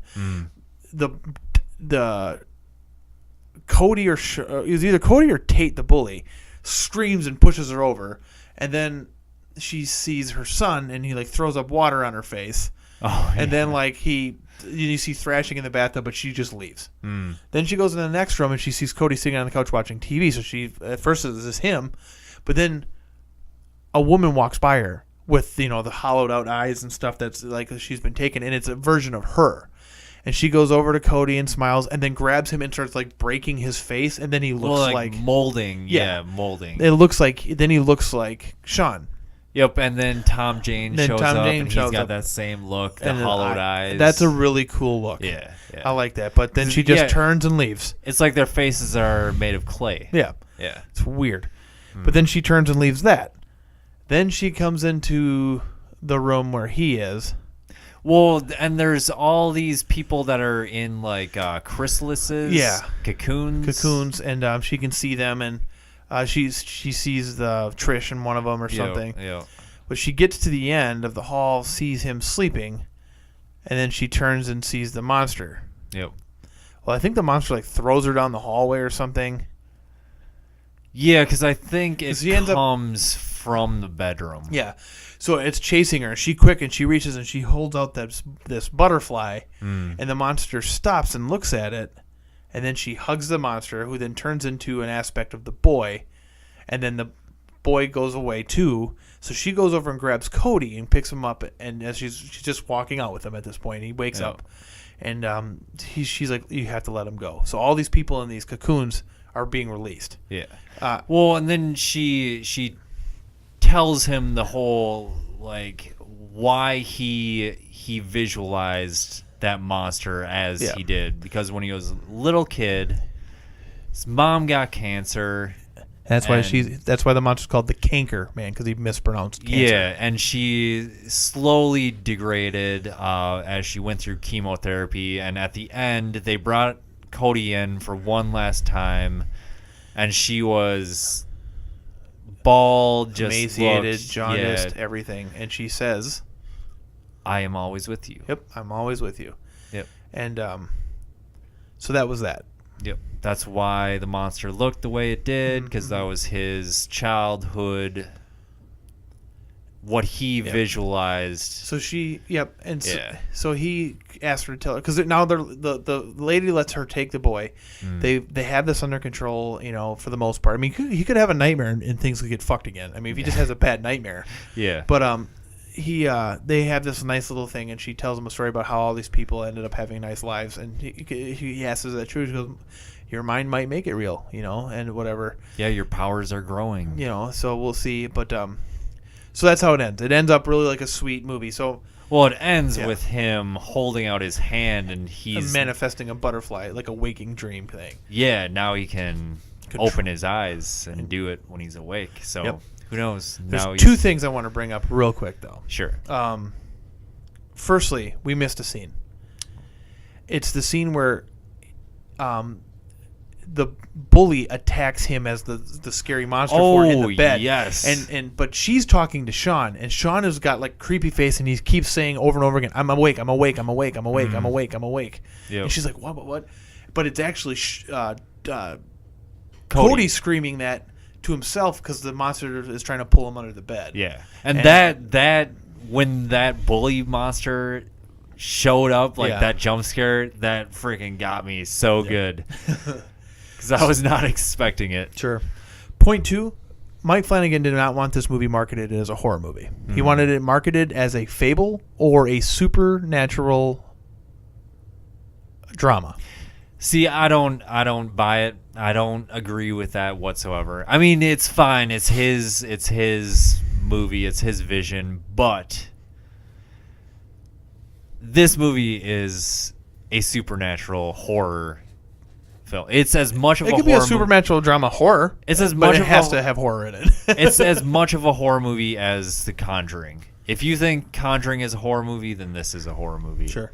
Same thing. Yep. But what was I just gonna say? I don't know. Yeah. I can't remember. It's a Mike Flanagan movie for sure. Yeah, my biggest problem with this movie is the Child actors. That for There's sure. There's two. The child acting is a little bit much. Like the kids are too depressed looking and too creepy looking, for it's just being just normal everyday kids, the kind of a thing. The other thing that I had an issue with was just Kate Bosworth, just zero reaction to her husband being sucked into That's a the monster. thing, and it wasn't just that. Is just the lack of situational emotion. Like when things are crazy stuff is happening, they're like, oh, this is kind of crazy. When all the butterflies show up and then the Disappear. Christmas stuff happens, the kid shows up. It's like they just accept it. It's like they just accept it. It's not like, holy shit, this is what is going on. It's just like, oh, there's our kid. Sure, and I agree and disagree at the same time. I agree, like it seems like it, but I think like it could be the fact that they were grieving so much that any chance they could have to see their kid, you know, like it's just like this, you know, I mean, because they figure out what it is right away, that it's the boy's dreams, and it's just like that's why she. I wouldn't say right away. Well, they figured it out pretty. You know what? Maybe what we don't see is how much time is actually passing from whatever to That's whatever. True. You That's know, true. But I'm actually okay with them accepting it because of what it is. Like if, like it's just like to be able to see your dead son, you know, and interact with him. I suppose. You know, it's it's just still like it just doesn't seem natural. But like I thought it did though. Like when he first comes out. You know, where she thinks she sees him, then the next night, or it might have been a few nights later, you can't really tell. But when he comes out again, and she goes right up to him, right? Because she's already experienced it once. Yeah. So she's like, I'm gonna check this out. And Thomas Jane's like, what the fuck is going on? Because he's like, he wouldn't go over to him. He didn't. He stayed on the couch, and he's like, I don't know what the fuck this is. But she went right over, and then when she touched him, and he smiled, and like he was able to hug her, then he was like, okay. It's safe. The thing hasn't eaten my wife yet, so I'm gonna go check this out. Yeah. At that point, you know. But what I liked though is like the fact that it made Thomas Jane Mark mad that she manipulated him into getting him to talk then in the next virtual thing, you know. Yeah. But I think, I mean, if you want to compare it to a real life, you know, like how would people actually react to something like this? Yeah. You know, I mean, how do people react to ghost stories? You know, if they see loved ones and this and that, you know. Like my teacher of ours told a story about how he saw a blue light float through his house and go over to a rocking chair that his mother had always gone to, and the rocking chair starts to move. And he wasn't scared. He just watched and then started crying because it was like he got to see his mother one last time. I don't believe that. Sure, stuff. sure. I Sure. mean, I haven't never experienced it myself. Yeah. And so I can't say, I don't have any personal things, but somebody else may have had an experience that was crazy. I knew a guy who told me a story about some shit, and we had him pegged as an atheist. We just figured he's an atheist. Yeah. He's like, oh, no. Really? Like, then he told us these multiple experiences that he had actually shared with his mother. we're like, what the fuck, and so it's like they had a shared experience, so it's just like there's mass hypnosis, there's tons of scientific reasons you could explain this, but things happen, weird things happen that you can't explain, and who knows what it could be. And so I may not, I couldn't tell you. I can't tell you if he really saw a blue light and then land on a chair. He could have had a waking dream. Maybe he was really depressed, had trouble sleeping. He had a waking dream and saw this, and nothing actually happened. He just saw it. His brain processed it that way. Maybe not. Who knows? But I mean, so that's what I'm thinking is like when people see ghosts of family members, or they think it's they don't just like run screaming. They sit there and they can't believe what they're seeing, and that's like how Thomas Jane acted when he saw his boy walk out of the... I suppose that's true, yeah. So I don't think that was as bad. The only bad part that I thought was the Thomas Jane getting eaten by a monster. She's like, moo. Well, and then entirely after that, like... She's looking for Cody's mom, but she has concern over where. I think this movie lacks a bit of a consistent time frame. Like I don't. Yeah. It seems like it could be days have gone by and you don't know. It kind of a thing, So. Well, yeah, because she goes and visits Waylon at the mental hospital. Yeah. And then which was like in a whole other state, I think, too. Like it was in Pennsylvania or something. Like when you look at the records, like these people are all over the place. Yeah. So I mean, I think it's assumed that his time has passed. And the kind of thing too is like when people lose people, a lot of times being focused on something like this keeps them like regular. Huh. I've actually seen this firsthand. Yeah. Where somebody has lost somebody, and then it's like if they're working or they're doing something, it helps them process this. So this could be she's hunting down a ghost, but it's that kind of a thing, So I think I'm okay with this actually. What I'm not okay with is like they didn't show her grieve Thomas at all. Like I feel like maybe some people grieve differently. Like some people aren't outward grievers, They don't just sob uncontrollably when things happen. But this is also a movie, where these are characters, and I guess it's like texting. It's like maybe the problem is it's trying to convey that in a movie. It's like because we're assuming that she didn't grieve, so she's like, why isn't she grieving? Right? But maybe the thing is, some people are this way. Yeah, and maybe it's just the expectation, because that's what you usually see in a movie when something bad happens to a character. Yep. So I mean, it's probably that. It's probably a bias. Sure. Bias of expectation, where it's like you expect her to grieve, where, I mean, she doesn't necessarily have to. Sure. Because she has, like you said, this focus. And it might be like a deleted scene kind of thing, where maybe she did. Maybe she did grieve. Did you hear about Aliens, where Ripley grieved when she wakes up 100 years later after Alien, because she wakes up in the spaceship. 100 years later, her daughter has grown old and died. And so that guy from whatever tells her, your daughter died. It's been 100 years. And Ripley cries, and holding the picture of her crying, which brings to life like why she cares about Newt so much. It's like she gets her daughter back for a little bit. So now, the Jess is now, she gets her son back through Cody, but she realizes she abused Cody, so now she's like trying to protect Cody and wants to give Cody a good life, and she's let go of her son and this kind of whole thing. So I think there might be, I think there's more to it than we're giving. I think we're expecting something that doesn't need to be there. I think this is how Mike Flanagan, I think, fucks with you in a great way this way. He knows what he's doing with this, the way he does this stuff. So at first I'm thinking it's like a kind of a misfire there. It's actually perfect. When you think about different ways people grieve, it actually works.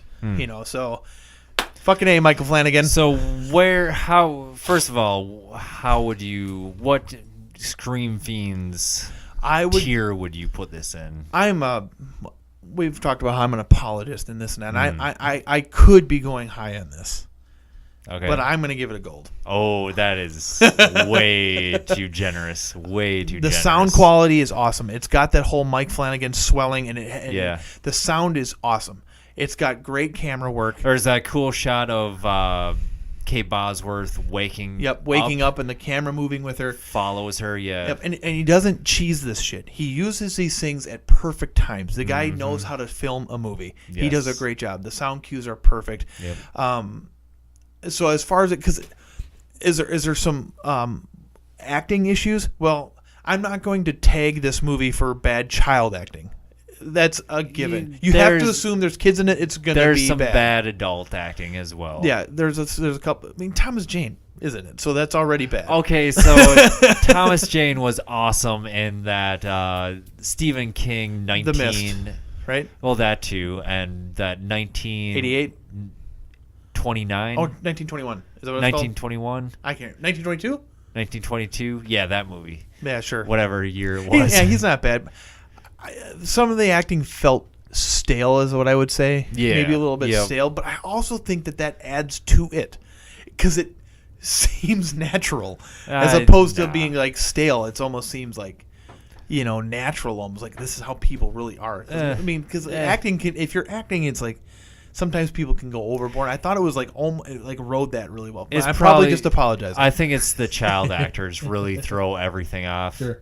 Because there's some really bad child acting. Cody was a little off. The Sean was good. Like the creepy boy was good. Yeah. The girl was fine. She was fine. Yeah, she was Cody fine. was fine too when he didn't have to talk.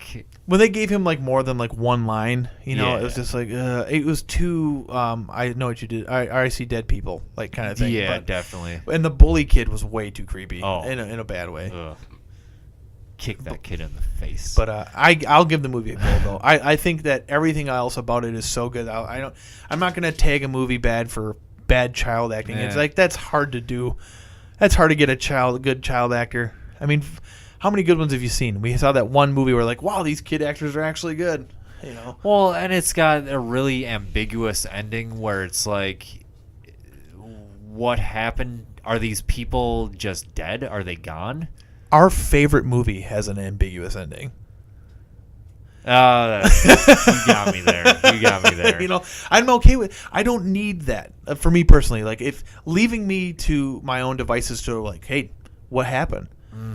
I like that when somebody creates something but lets you have the ending. I think that's awesome. I guess I do really like how she says, well, he asks what happened to the, is this real?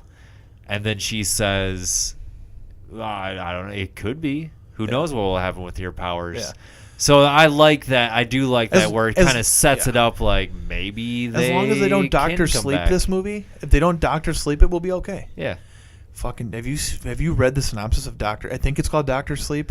It's the sequel to The Shining. Yeah, terrible. Not telekinesis. What's the Yeah, telekinesis. Or no, telepathy? Telepathy. Yeah. Yeah.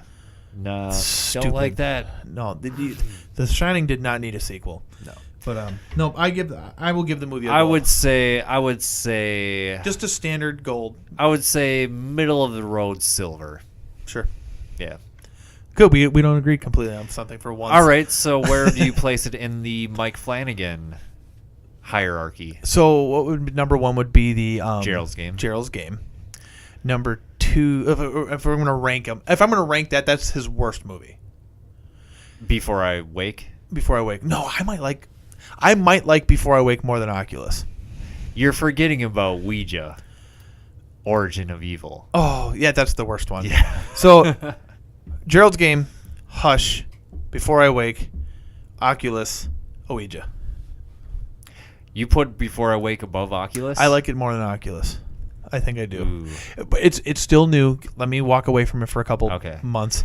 Yeah, because Oculus does have that mind tricks of what is. But we talked about it on the Oculus episode that where ending it's of Oculus is so good though. Yeah. Oh, it's tough. I'm personally gonna make it really easy for myself actually. Yeah. I can't rank those all together because Before I Wake's not a horror movie. It's a supernatural drama. It doesn't matter though. It's still a Mike Flanagan joint. It's okay then. Yeah, right. True. No, those two are going to be interchangeable depending on which one I watch last. Yeah. But the best is Gerald's. The second best is Tush. Yes, I agree. And the worst is Ouija. And the worst Origin is of Ouija. Evil. But Ouija Origin of Evil is better than all of the garbage that has come out in that genre since, the Paranormal Activity. I agree. Annabelle Creation was a terrible movie. Yep. So was Annabelle. So was Annabelle. So was everything. Annabelle Everything is Creation, terrible. though, was, I would say, the second best of all that shit that come out. Like, I didn't think that Yeah, was as bad as yeah. everything else. That's true. But it was still terrible. All right. Get at us on Twitter at Scream Fiends. Let us know what you thought about what movie did we just watch before I blink. You can watch it on Netflix. Let us know what you thought. Dude, you got to see this list. What is your list of Mike Flanagan? What is your order? What is the best? Who could play Spawn? I just found a list of 15 dudes that could play Spawn. Obviously, Gerald's Game is the best. And obviously, Ouija Origin of Evil is the worst. But what's in between there? What is your ranking? Patreon.com/ScreamFiends. You can donate if you would like to this wonderful program. That's just awesome. Subscribe on YouTube, subscribe on iTunes, subscribe on Google Play, all that good stuff. 7voltmedia.com. You can get all of this program and all of Number one on this list. Jamie Foxx as Spawn. Great. From us at Scream Fiends, so long and farewell.